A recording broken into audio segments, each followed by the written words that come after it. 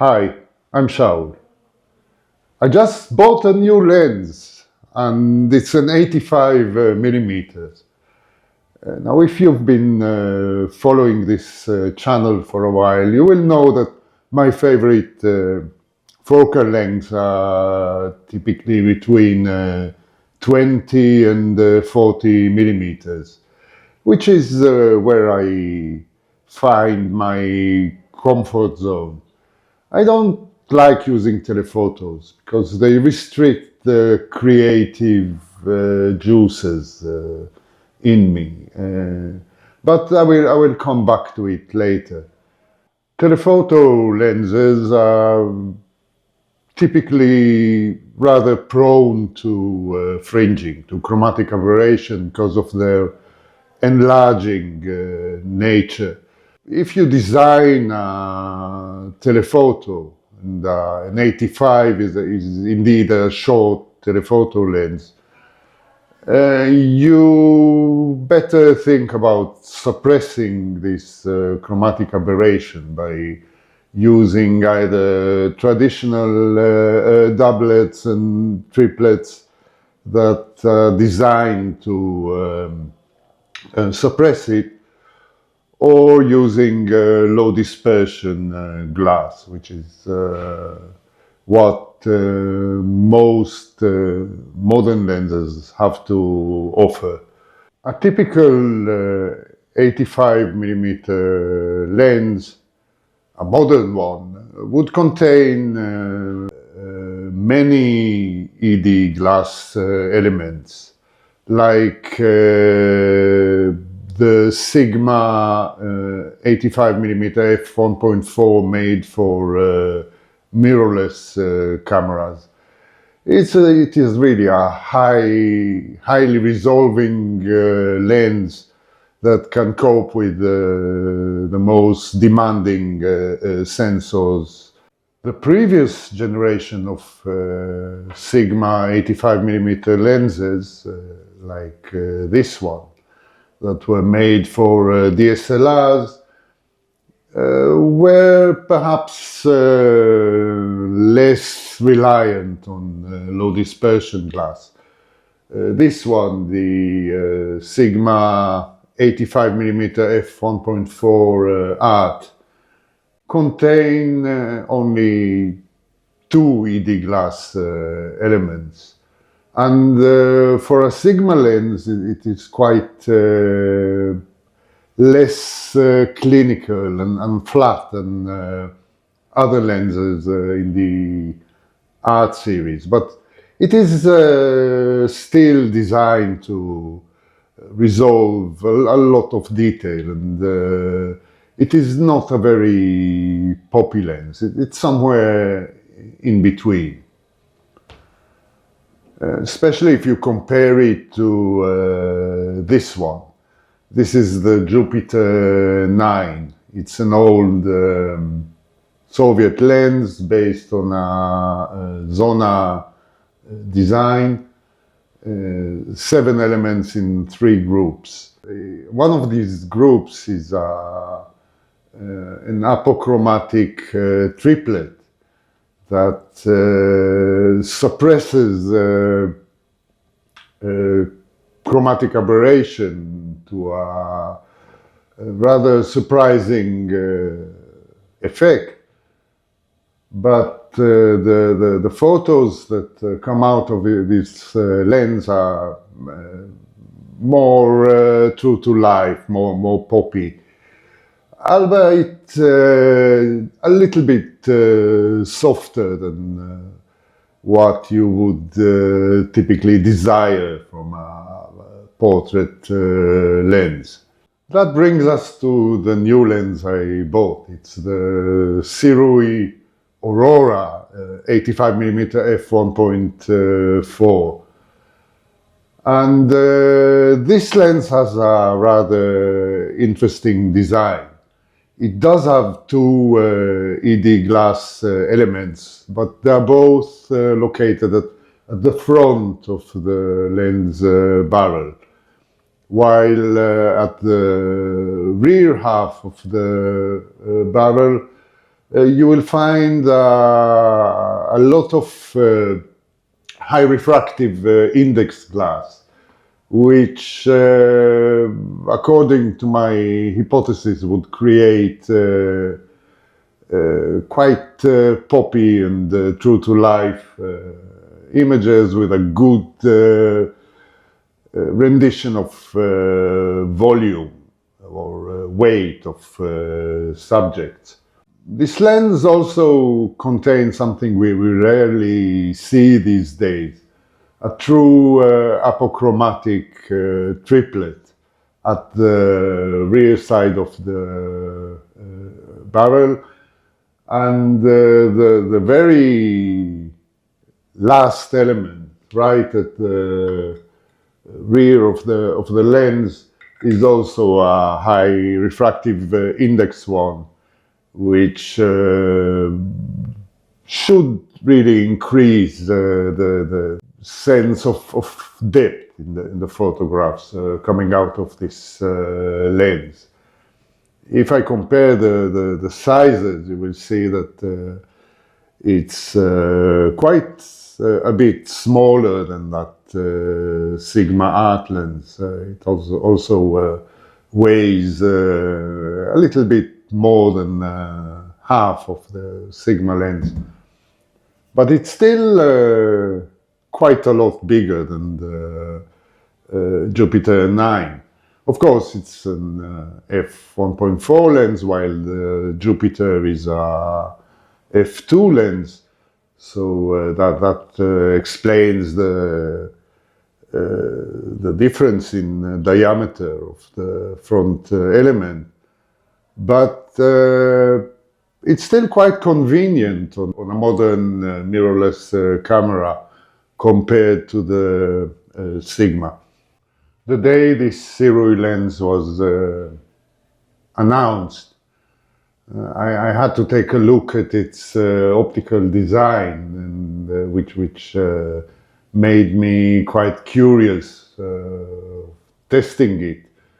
If only for the sake of this channel, and also because of my curiosity, or the opportunity to test my hypothesis about relations between optical design and the rendering of the images.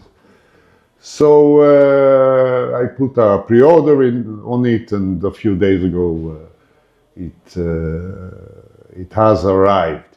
I compared the results obtained by these three lenses in perhaps the most inappropriate settings, where I really stress them. I use them in the maximum apertures, in a very low light situation with a lot of movement in the scene. Those are not the typical testing conditions that you see on YouTube or anywhere really. But I was curious, and I had this opportunity to test them in a party setting. So please have a look at the following series of images and tell me what you think. Did you see any difference between the photos obtained by each lens, and which one do you like the most?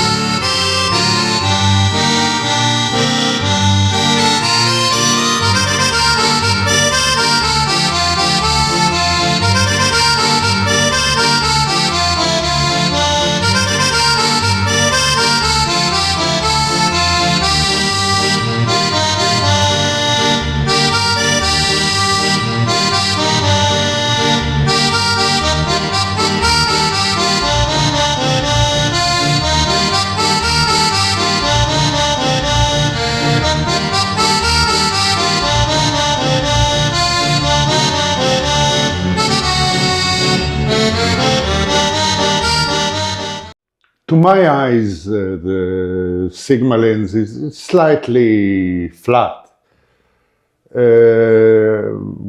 the Jupiter 9 is rather soft, but also shows more depth. The Sirui is in between, maybe more similar to the Jupiter than to the Sigma, and I do like its rendition very much. It really shows its strength in better conditions, like these two samples that I took in a more relaxed setting. So, what do I think of this lens? Well, I must stress that as much as I like its way of portraying scenes, it has two major disadvantages compared to the other ones. One is this. If I remove the inversed hood, you will see that it's a lens that shouts. When you use this lens, you advertise its brand to everyone seeing you. I already paid the brand to use this lens. I don't need to advertise it for them. This way of screaming, I'm a Sirui Aurora full frame lens, is not something that is fitting a gentleman. I would much rather use a black, unmarked barrel like this one. Because it's more subtle, it demands less attention. The second disadvantage of this lens is its focal length. It's an 85 millimeter. As much as I like the results, I can't really compare them to something that I would get from a wider length. You see, the longer the focal length, the more restrictive the artistic expression you can extract from your photography. An 85 millimeter lens is very good for descriptive photography, like it shows you the facts in a very neutral, rigid way. It's very difficult to portray the sense of depth or space with such a tight focal length, no matter how poppy the lens is. Wider fields of view give you the opportunity to put in your own perspective or tell a story, which is not really possible with telephoto. In contrast to the series of images I showed you before, please take a look at what I was able to obtain with a 24 millimeter lens in the same environment, the same settings, the same time. I hope you can appreciate the difference.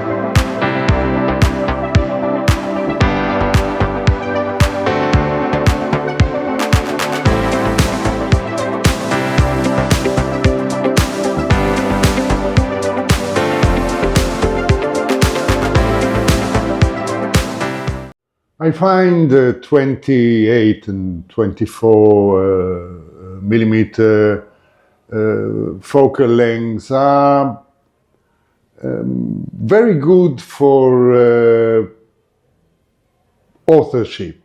They are very good for combining the things that are already in front of you in the scene with your own point of view. So what you get is a storytelling optic. While the longer focal lengths are much more restricted. They are objective, but also quite rigid. They are not very immersive. They do not allow the viewer to sense what the photographer sensed while taking the photos. They do not allow sharing the creator's point of view or emphasis on some elements in the scene rather than others. Of course, 85 millimeter lenses have their own place. They are very good for descriptive photography, for reproduction, for portraits, for things that are rather far away from the camera. But they are not my favorite. Their compressive nature is perhaps ideal for juxtaposition, where you want to bring two objects at different distances from the camera, so the viewer can compare them. This is all for today. Thank you for watching, and see you again soon.